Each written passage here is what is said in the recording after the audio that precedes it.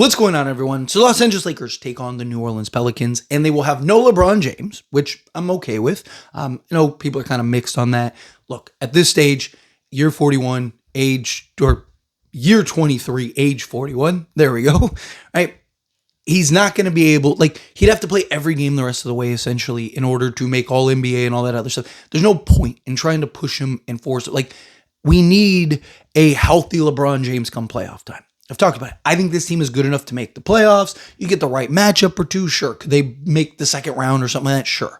But if you want to be a true title contender, hoist that Larry O'Brien at the end of the year, you need LeBron James, and you need a healthy LeBron James. In the last few seasons, you haven't had a healthy LeBron James come playoff time.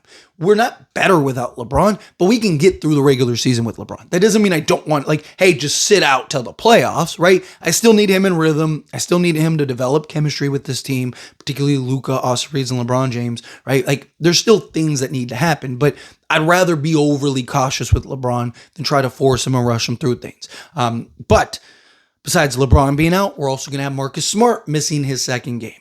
Now, the reason I'm bringing this up, LeBron James and Marcus Smart, is because of Jarred Vanderbilt. If you were ever going to play Jarred Vanderbilt, now's the time to play Jarred Vanderbilt, right? You have no LeBron James, you have no Marcus Smart. So it's two guys that are usually out on the wing, out on the perimeter. Rui's going to slide over to the 4, so they're probably going to start like a Jake LaRavia or something like that. I also would like some minutes from Adu Thero, right? It'd be nice to kind of get that, maybe get some minutes from Adu Thero. However, and he's with the team. So Bronny went down to the G League, but Adu is with the Lakers. So he's with the Lakers main roster. He can, which is probably because Marcus Smart is out. So Adu Thero might actually get some run, might actually get some burn. I would love that. Don't get me wrong. There is a part of me that kind of wants to see it more than Jarred Vanderbilt. But my thing is if we're going to salve it, what's the plan with Vando?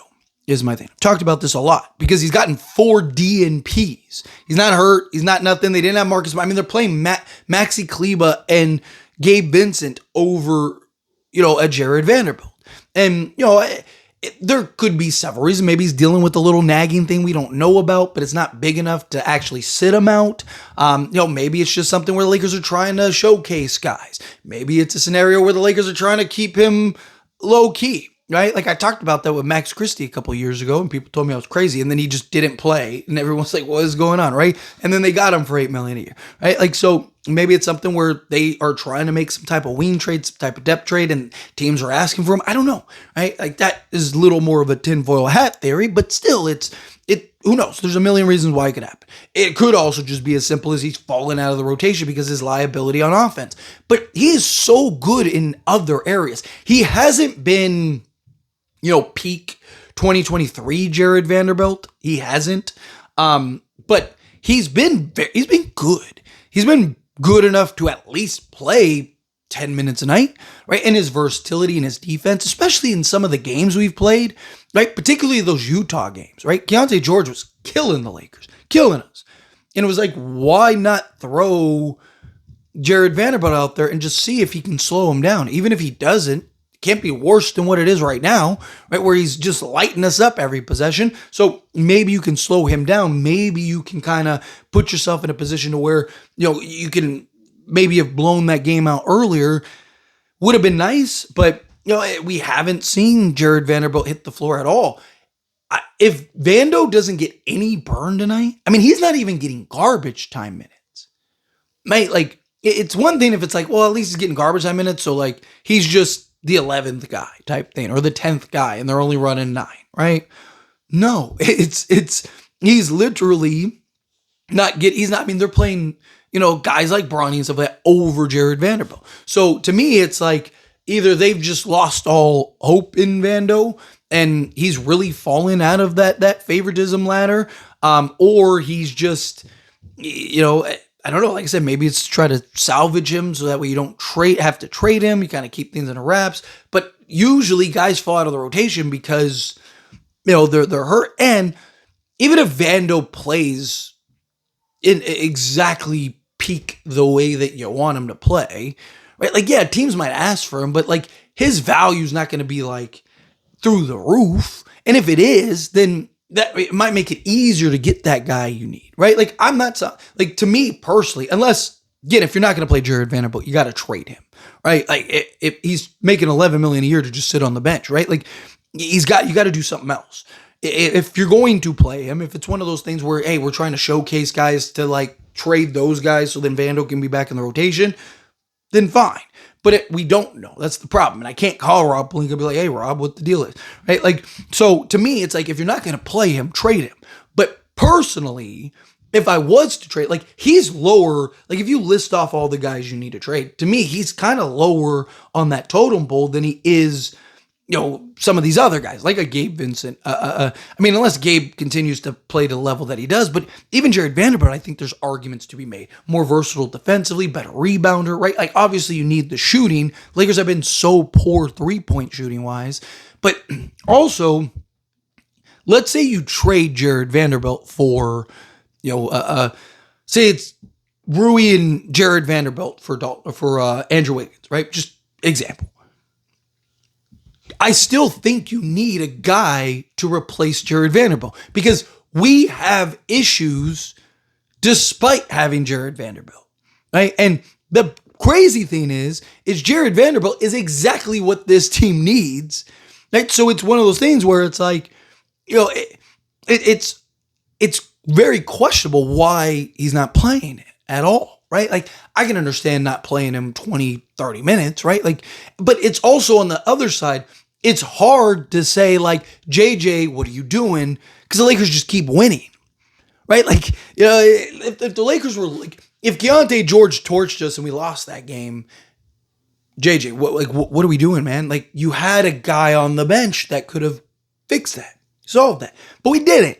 We ended up winning that game, and we've won 5 straight, trying to look for 6 straight. So it's like, it's hard to go to JJ and be like, what's the deal? Right? Like, we all might have our personal preference. We might have our preference of like, hey, you got to find minutes for Jarred Vanderbilt. But like, Gabe Vincent's played well. Maxi Kleber's played well. Right? Like, it's hard to be like, hey, JJ's being foolish here, because I don't think he is. And I understand he's a defense or an offensive liability, but the Lakers are shredding teams offensively. Like, it's not even fair, right? But is the question with Vando kind of becomes, right? Like, is it just solely the offense thing, or is it the kind of 3-point question marks? Right? Lakers are one of the worst 3-point shooting teams in all of basketball. That's been very highlighted. And it started to get highlighted around the time that Jarred Vanderbilt got the DNP. Right? LeBron came back and it was like, hey, Lakers are one of the best offense teams in all of basketball, the best mid-range 2-point team in all of basketball, but 3-point shooting is awful, right? So is this kind of JJ maybe potentially leaning into that a little bit? Because Gabe Vincent, better 3-point shooter, Maxi Kleber, better 3-point shooter, talking about 2 guys that are better 3-point shooting than Jarred Vanderbilt. So could this be kind of a way to maybe kind of elevate and inflate the 3-point numbers?